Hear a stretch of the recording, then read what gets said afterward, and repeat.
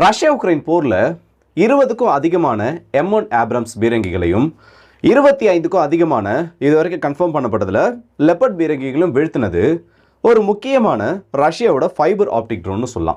அந்த ட்ரோன் என்ன, இல்லை அந்த ட்ரோன் எப்படியெல்லாம் வேலை செஞ்சுட்ருக்கு, என்ன விதமான முறைகளில் ரஷ்யா இப்போ இதை பயன்படுத்தியிருக்காங்கன்னு சொல்லிட்டு ஒரு முக்கியமான தகவல் இப்போ நமக்கு கிடச்சிருக்கு. கூடவே சேர்த்து அமெரிக்காவோட பேட்ரியாட்ஸை ட்ரெயின் பண்ணுறதுக்காகவே இன்னொரு விதமான புது ட்ரோனையும் ரஷ்யா இந்த இடத்துல உருவாக்கியிருக்காங்க. இது எல்லாத்தையும் இந்த பதிவில் நம்ம பார்த்துலாம். ஸோ வாங்க வீடியோக்குள்ள போயிடலாம். நான் உங்கள் ஆக்கே தமிழ் டிபி ட்ரெண்டிங்ஸ்.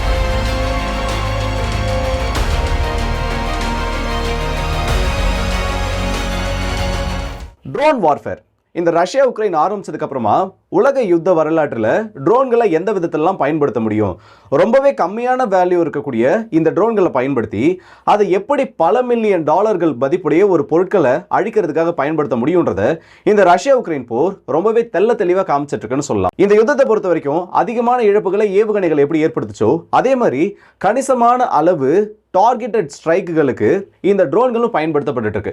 இப்படி இருக்கக்கூடிய இந்த என்விரான்மெண்ட்ல இந்த ட்ரோன்களுக்கு சில லிமிடேஷன்ஸ் ஆனது இருக்கு. ஏன்னா இந்த ட்ரோன்கள் எல்லாமே நார்மலா ட்ரோன்கள் எப்படி கம்யூனிகேட் பண்ணிக்கணும், இந்த ரேடியோ ஃப்ரீக்வன்சி RF ஃப்ரீக்வன்சியில் தான் டிரான்ஸ்மிட்டருக்கும் ரிசீவருக்கும் நடுவில் அந்த ட்ரோன்ல இருந்து சென்ட் ஆகக்கூடிய சிக்னல்ஸ் ஆனது கீழே ஆப்ரேட்டரோட அந்த ரிசீவருக்கு ரிசீவ் ஆகும். ஆனால் ஒரு கண்டஸ்டட் என்விரான்மெண்ட்ல GPS டினைட் அண்ட் கம்யூனிகேஷன்ஸ் முடக்கப்பட்ட ஒரு என்விரான்மெண்ட்ல இந்த ட்ரோன்களால் சரியா செயல்பட முடியாது. அதனால எந்த ஒரு லைவ் ஃபுட்டேஜும் சரி இல்லை அதுக்கான கோஆர்டினேட்ஸையும் கீழே இருக்கக்கூடிய ஆப்ரேட்டருக்கு செட் பண்ண முடியாது. ஆனால் இந்த நிலைமையெல்லாம் ஏப்ரல் மாதம் 2024 உக்ரைனில் முடிவுக்கு வருதுன்னே சொல்லலாம். ஒரு லெப்பர்ட் பீரங்கியானது உக்ரைனோட ஏதோ ஒரு பகுதியில் முன்னாடி போயிட்டு இருக்கு. அதுக்கு பின்னாடியே பார்த்தோன்னா ஜாமர்ஸோட இந்த RF ஃப்ரீக்வன்சியை ஜாம் பண்ணக்கூடிய அந்த ஜாமர்ஸோட ஆர்ம்டு பர்சனல் கேரியர்ஸ்ன்றதும் அதை பின்னோக்கியே அதோட பயணத்தை தொடருது. ஆனால் திடீர்னு பார்த்தோன்னா எங்கிருந்துனே வந்து தெரியாம ஒரு ட்ரோன் வெறும் ஒரு 6 மீட்டர் தொலைவில் ஸ்பாட் பண்ணப்படுது. இவங்க அதுக்கான கவுண்டர் மெஷர் எடுக்கிறதுக்குள்ள, ஏன்னா ஏற்கனவே பார்த்தோன்னா அந்த எலக்ட்ரானிக் ஜாமிங் யூனிட்ன்றது ஆக்டிவ்ல தான் இருக்கு. இது என்ன விதமான ட்ரோன், இது எப்படி உள்ள வந்துச்சுன்னு இவங்க யோசிச்சு முடிக்கிறதுக்குள்ள அந்த லெப்பர்ட் பீரங்கியை அந்த ட்ரோன் ஒட்டு மொத்தமாக நியூட்ரலைஸ் பண்ணுது. அப்போதிலிருந்து ரஷ்யாவோட ஒரு புது அத்தியாயம் அந்த இடத்துல தொடங்குச்சு. ரஷ்யாவோட அத்தியாயம் மட்டும் இல்லாமல் இந்த போர் முறைகளில் ட்ரோன்களை இப்படியும் உருவாக்கி பயன்படுத்த முடியுமான்னு பிராக்டிக்கலாக அந்த இடத்துல காமிச்சாங்கன்னு அந்த இடத்துல ரஷ்யா பயன்படுத்துதான் பிரின்ஸ் வாண்டல்னு சொல்லக்கூடிய ஃபைபர் ஆப்டிக் ட்ரோன்னு சொல்லலாம். ட்ரோன்களை பொறுத்த வரைக்கும் நமக்கு நிறைய விதமான ட்ரோன்கள் தெரியும். ஃபர்ஸ்ட் பர்சன் வியூ ட்ரோன்ல இருந்து ஷாஹித் போன்ற டார்கெட்டட் ஸ்ட்ரைக்கு யூஸ் பண்ணக்கூடிய லாய்டரிங் மியூனிஷன்ஸை பற்றி நமக்கு தெரியும். ஆனால் இந்த ஃபைபர் ஆப்டிக் ட்ரோன்ஸுக்கும் மற்ற ட்ரோன்களுக்கு இருக்கக்கூடிய பெரிய வித்தியாசமே இந்த கம்யூனிகேஷன் டிரான்ஸ்மிஷன் தான். ஆனால் இதுக்கான லிமிடேஷன்ஸும் நிறைய இருக்குங்க. இதை பற்றி நம்ம பார்க்கறதுக்கு முன்னாடி எப்படி இந்த ட்ரோன்ஸை ரஷ்யா இந்த உக்ரைன் போரில் பயன்படுத்துறாங்கன்றது தெரியும். நார்மலாக இந்த ஃபைபர் ஆப்டிக் ட்ரோன்ஸ்ன்றது மேஜரான அதுக்கு இருக்கக்கூடிய செட்பேக் என்ன தெரியுமா, இதோட ரேஞ்ச் 2 கேட்டகரியில் இருக்கு. முதல்ல இருக்கக்கூடிய நார்மல் ஃபைபர் ஆப்டிக் ட்ரோன்ஸோட ரேஞ்ச்ன்றது வெறும் 1 ஸ்கொயர் மைல் மட்டும்தான். அதாவது ஆல்மோஸ்ட் ஒரு 2 கிலோமீட்டர்களுக்குள்ள இதோட மேக்ஸிமம் ரேஞ்ச்ன்றது முடிஞ்சிடும். அதுக்கு அடுத்தபடியாக இருக்கிறத பார்த்தோன்னா ஸ்டாண்டர்ட் ஃபைபர் ஆப்டிக் ட்ரோன்ஸ், இதோட மேக்ஸிமம் ரேஞ்ச்ன்றது ஒரு 4-5 ஸ்கொயர் கிலோமீட்டர்ன்றது. ஏன்னா இது கூட கம்பேர் பண்ணுறப்போ முதல் கேட்டகரியில் இருக்க ட்ரோன் கூட பயன்படுத்துகிறப்போ அது கொஞ்சம் பெரிய சைஸ், அதே மாதிரி அதோட வார்ஹெட்ன்றதும் அதிகம். இந்த ட்ரோன்களை இப்போ ரஷ்யா உக்ரைனுக்கு எதிராக எப்படி பயன்படுத்தியிருக்காங்கன்னா ரஷ்யாவோட ஆர்லன் வகை ட்ரோன்கள், டார்கெட் அக்யூசேஷன் அண்ட் அப்சர்வேஷன் ட்ரோன்னு சொல்லலாம். இதை உள்ள அனுப்பி அதோட ரேஞ்ச் வந்து ஒரு 600 கிலோமீட்டருக்கு அதிகம். அது உள்ள போயிட்டு என்ன பண்ணுன்னா எந்தெந்த இடத்துல உக்ரைனோட யூனிட்ஸ் இருக்காங்க, எந்தெந்த இடத்துலலாம் உக்ரைனோட ஆர்ட்லரி குரூப்ஸ், எந்தெந்த இடத்துல அவங்களோட பீரங்கிகள் இருக்காங்கன்றத அது கிளியராக விஷுவல் இமேஜஸ் ஆகவும் அதோட கோஆர்டினேட்ஸை டிஜிட்டல் ஃபார்மேட்லையும் ரஷ்யாவோட கமாண்ட் சென்டருக்கு அனுப்புவாங்க.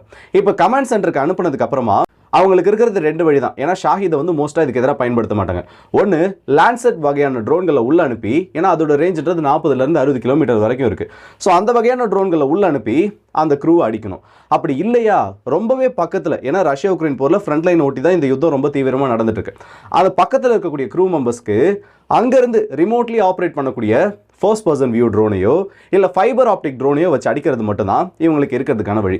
இந்த லான்செட்ன்றது டார்கெட்டட் ஸ்ட்ரைக் அதிகமாக பயன்படுத்தினாலும் அதோட காஸ்ட்ன்றது இப்போ மற்ற ட்ரோன்ஸ் கூட கம்பேர் பண்ணுறப்போ கம்பேரிட்டிவ்லி கொஞ்சம் அதிகம்னு சொல்லலாம். அதனால் ரஷ்யா சூஸ் பண்ணுறது இந்த செகண்ட் வழி தான். அதுதான் இந்த ஃபைபர் ஆப்டிக் ட்ரோன்ஸ்ன்றது. இப்போ நார்மல் ட்ரோனோட கம்யூனிகேஷன் RF ஃப்ரீக்வன்சியில் இருக்கப்போ ஈஸியாக அதை ஜாம் பண்ணிட முடியும். அதனால் சிக்னலையும் டிரான்ஸ்மிட் பண்ண முடியாது, அதோட டார்கெட்டையும் போய்ட்டு ரீச் பண்ண முடியாது. ஆனால் இந்த ஃபைபர் ஆப்டிக் ட்ரோன்ஸ் பேரை கேட்குறப்போ உங்களுக்கு தெரிஞ்சிருக்கும், பின்னாடி வந்து அந்த ஃபைபர் கேபிள் ஆனது இருக்கும். டைரெக்டாக அந்த கேபிள் கீழே இருக்கக்கூடிய கண்ட்ரோலரோட இணைக்கப்பட்டிருக்கும். இதோட ஆவரேஜ் ரேஞ்சே எடுத்துப்போம் 2லேருந்து 3 கிலோமீட்டர். இது அதிகமாக வந்து மரங்கள் அற்ற பகுதிகளையும் ஓப்பன் கிரவுண்ட்லையும் தான் யூஸ் பண்ணுவாங்க. மரங்கள் இருக்கிற பகுதியாக இருந்தால் கூட இதை ஆப்ரேட் பண்ணக்கூடிய அந்த ட்ரோன் பைலட்டோட கண்ட்ரோலில் இந்த ட்ரோன் இருக்கிறதுன்றது சாதாரணமான ஒரு விஷயம் கிடையாது. இப்படி எல்லா அப்டக்கல்ஸையும் ஓப்பன் கிரவுண்டில் ஆப்ரேட் பண்ணுறப்போ அவங்களுக்கான அந்த தடைகள்ன்றது கம்மி. அதையெல்லாம் மீறி இவங்க ஆப்ரேட் பண்ணுறப்ப என்ன ஆகுனா, என்ன விதமான ஜாமிங்கை உக்ரைன் இந்த இடத்துல யூஸ் பண்ணாலும் அது எதுவுமே இந்த இடத்துல யூஸ் ஆகாது, ஒட்டுமொத்தமாக யூஸ்லெஸ்ஸாக மாறிடும். இப்போ ஜாமிங்ன்றது அந்த இடத்துல பயன்படுத்த முடியல, அவங்களால உள்ள வரக்கூடிய அந்த ட்ரோனை பயன்படுத்த முடியும்னா 100% உள்ள வரக்கூடிய அந்த ட்ரோன் அதோட டார்கெட்டை அடிச்சே தீரும். இது வரைக்கும் பார்த்தோன்னா இந்த வகையான ட்ரோனை பயன்படுத்தி மட்டும் எவ்வளவு அதிகமான மேற்கத்திய நாடுகளோட ஆயுதங்கள் அழிக்கப்பட்டிருக்குன்னா 20 M1 ஆப்ரம்ஸ். இது வந்து ரஷ்யாவோட கணக்கு. இந்த ட்ரோனை வச்சு மட்டுமே எவ்வளோ அடிச்சிருக்காங்கன்றது. இது மட்டும் இல்லாமல் ரஷ்யாவோட கார்னட் anti tank guided missile, Lancer drone இதெல்லாம் பயன்படுத்தி ஒரு தனி கணக்கு இருக்கு. இந்த ட்ரோன் பிரின்ஸ் வேண்டல் ட்ரோனை மட்டுமே பயன்படுத்தி 20 M1 ஆப்ரம்ஸ் பீரங்கிகளும் 25க்கும் அதிகமான லெப்பர்ட் பீரங்கிகளும் 2 சேலஞ்சர் பீரங்கிகளும் இதை பயன்படுத்தி அழிக்கப்பட்டிருக்கதா சொல்லியிருக்காங்க. ஆனால் இந்த ட்ரோனோட ஒரு பெரிய அட்வான்டேஜ் என்ன தெரியுமா? இதனால லைவ் ஃபுட்டேஜ் மற்ற ட்ரோன்கள் கூட RF ஃப்ரீக்வன்சியில் ஒர்க் ஆகிற அந்த ட்ரோன்கள் கூட கம்பேர் பண்ணுறப்போ ரொம்ப துல்லியமாக அனுப்ப முடியும், எந்த விதமான தடையின்றி அனுப்ப முடியறதுனால நம்ம வந்து நிறைய வீடியோவில் பேசுகிறப்போல கரெக்டாக இங்கே பாருங்கள், இந்த ட்ரோன் வந்து நேரடியாக வந்து இந்த பொசிஷனில் போயிட்டு விழுகுது, ரொம்ப நேரம் அதை சுற்றி வந்து இந்த இடத்துல போயிட்டு விழுகுதுன்னு, அதெல்லாம் மோஸ்ட்டாக பண்ணது இந்த வகையான ட்ரோன்கள் தான். ஸோ இப்போ இதை கவுண்டர் பண்ணுறதுக்கு உக்ரைனுக்கு வேறு வழியே இல்லையான்னு கேட்டிங்கன்னா இதோட ரேஞ்ச் ரொம்ப கம்மி. ஏன்னா வெறும் ஒரு 2 ஸ்கொயர் மைலுக்குள்ளேருந்து தான் இவங்க எங்கே இருந்தால் இதை லான்ச் பண்ணி ஆகணும். அப்படி ரொம்ப பக்கத்து ரேஞ்சில் இருக்கப்போ உக்ரைன் இது எங்கேருந்து வருது இல்லை என்ன விதத்தில் இதை ஜாம் பண்ணுறதுன்னு தெரியாமல் இந்த இடத்துல ரொம்பவே குழம்பி போயிருக்காங்கன்னு சொல்லலாம். அது கூடவே சேர்த்து இப்போ ரஷ்யா இன்னொரு புது வகையான ட்ரோனையும் அறிமுகப்படுத்தியிருக்காங்க. கில்லர் வேல்னு சொல்லக்கூடிய டம்மி ட்ரோன்ஸ். நார்மலாக வந்து டீகாய்ஸை உள்ள அனுப்புவாங்கல்ல, அதுக்கு பதிலாக அதேமாரி ரேடார் கிராஸ் செக்ஷன் இதை வந்து மொத்தமாக வந்து ஒரு 3லேருந்து 4 வேரியண்ட்டில் லான்ச் பண்ண போகிறதா சொல்லியிருக்காங்க.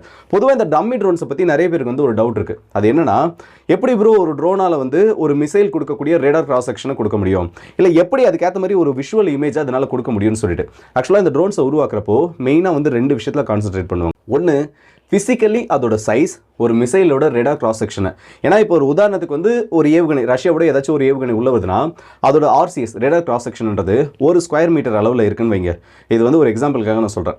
அதே அளவு RCSஐ உருவாக்குற மாதிரி ஃபிசிக்கலி அந்த ட்ரோனை டிசைன் பண்ணுவாங்க. ரெண்டாவது இருக்கக்கூடியது அந்த ட்ரோனில் எக்ஸ்டர்னல் ஸ்ட்ரக்சர்ஸை ஆட் பண்ணுறது மூலயமா அந்த ட்ரோனோட ரேடார் கிராஸ் செக்ஷனை இன்னும் கூட்டவோ குறைக்கவோ முடியுமோ. ஏன்னா எல்லா நேரத்துலையும் ஒரே மாதிரி RCS வர மாதிரி உள்ள அனுப்பிச்சுன்னா ஈஸியாக கண்டுபிடிச்சிருவாங்க. ஸோ அதுக்கேற்ற மாதிரி டிசைனில் என்னெல்லாம் பண்ண முடியுன்றதை எக்ஸ்டர்னல் அண்ட் ஃபிக்ஸட் மெத்தடில் இதை வந்து ஏதாச்சும் ஆல்டர் பண்ண முடியுமான்றதை டேரெக்டாகவும் இன்டெரக்டாகவும் அந்த இடத்துல செக் பண்ணுவாங்க. அதுக்கு அடுத்தபடி அதில் இருக்கக்கூடிய மெட்டீரியல்ஸ் என்ன யூஸ் பண்ணியிருக்காங்கன்றதும் அந்த இடத்துல ஒரு முக்கியமான பங்கு வகிக்கும். ஏன்னா ரேடார் அதிகமாக மிமிக் பண்ண மாதிரி அதிகமான ரேடார் கிராஸ் செக்ஷனை ப்ரொடியூஸ் பண்ணுறதுக்கான மெட்டீரியல்ஸ் இருக்குது. நார்மலாக இருக்கக்கூடிய மெட்டீரியல்ஸ் கூட கம்பேர் பண்ணுறப்போ அதிகமாக ஒரு பர்டிகுலர் ஆங்கிளில் இந்த ரேடார் வேவ்ஸை இது ஸ்கேட்டர் பண்ணாமல் ஒரே சைடில் அனுப்பும். ஸோ அப்படி இருக்கக்கூடிய இந்த ட்ரோன்ஸை ரஷ்யா உள்ளே பயன்படுத்துகிறப்போ அது ரொம்பவே அதிகமாக உக்ரைனோட பேட்ரியாட் பேட்டரிஸும் சரி. ஏன்னா நீ இப்போ நினச்சி பாருங்க, உக்ரைனுக்கு இப்போ தெரியும் ரஷ்யா டீகாய்ஸ் வந்து யூஸ் பண்ணிட்டு இருக்காங்க.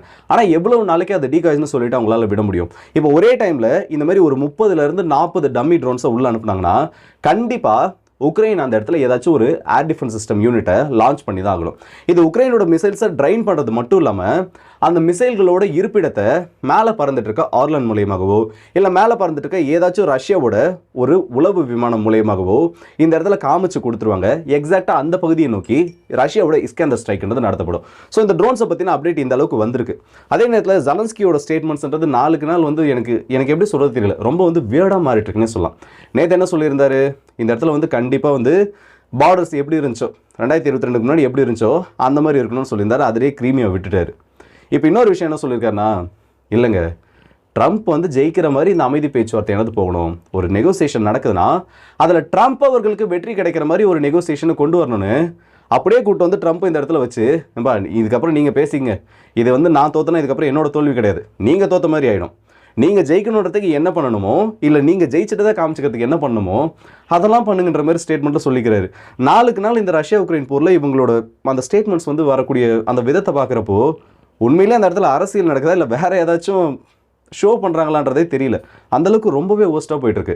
இன்னொரு பக்கம் பார்த்தோன்னா போலாந்தோட பிரசிடென்ட் டுடா ஒரு விஷயத்த சொல்லியிருக்காரு, கண்டிப்பாக வந்து ரஷ்யாலாம் அமைதி பேச்சுவார்த்தைக்கு வரணும், அப்படிலாம் வந்து எனக்கு வந்து அந்த ஒரு அவசியமே கிடையாது அவங்களை கூப்பிடணும்னு சொல்லிட்டு. ரஷ்யா வந்து நம்ம அமைதி பேச்சுவார்த்தைக்கு நம்மளா போயிட்டு கூப்பிடக்கூடாது, அது வந்து நம்ம இறங்கி போன மாதிரி ஆகிடும். நம்மளோட டிஃபென்ஸை வந்து ஸ்ட்ராங் பண்ணோன்னா ரஷ்யா தானா பேச்சுவார்த்தைக்கு வருவாங்கன்னு சொல்லியிருக்காரு. ஆக மொத்தத்தில் யாரும் இந்த போரை முடிக்க விட போகிறது கிடையாது. ஒரு பக்கம் அந்த மனுஷன் ட்ரம்ப் என்ன சொல்லிட்டு இருக்காருன்னா, கண்டிப்பாக முடிக்கலன்னா அதுக்கான கான்சிக்வன்சஸ் வரும்னு சொல்லிட்டு இருக்காங்க. இன்னொரு பக்கம் ரஷ்யா, நாங்கள் ஸ்ட்ராங்கான பொசிஷனில் இருக்கோம், நாங்கள் இந்த இடத்துல எதையும் விட்டு கொடுக்கணும், நாங்கள் விட்டு கொடுக்கணுன்ற அவசியமே இல்லைன்னு சொல்லிட்டு இருக்காங்க. இன்னொரு பக்கம் பார்த்தோன்னா சம்மந்தப்பட்ட உக்ரைனே இந்த மாதிரி ஒவ்வொரு நாளும் ஒவ்வொரு ஸ்டேட்மெண்ட்டும் சொல்லிட்டு இருக்காங்க. போலந்தை பற்றி சொல்லவே வேணாம். ஸோ இவங்க எல்லாரும் சேர்த்து வச்சு உக்ரைனுக்கு ஒரு சிறப்பான முடிவை கொடுக்க போகிறாங்க. இது இப்படியே நடந்துச்சுன்னா இதுக்கெல்லாம் கண்டிப்பாக போயிட்டு அந்த இடத்துல தான் முடியும். ஸோ சொல்கிறதுக்கு வேறு ஒன்றும் இல்லை. உக்ரைனை பொறுத்த வரைக்கும் அவரோட பர்சனல் ஈகோவிலேருந்து என்னைக்கு ஜெலன்ஸ்கி வெளியில் வராரோ அன்னைக்கு தான் இந்த முடிவுகள் எல்லாமே மாறும். அண்ட் இந்த வீடியோ பற்றி உங்களோட கருத்துக்களை கமெண்ட் செக்ஷனில் சொல்லுங்கள். அடுத்த வீடியோ சந்திப்போம். அதுவரை முடிந்து விடுகிறது உங்கள் எல்லாருக்கே.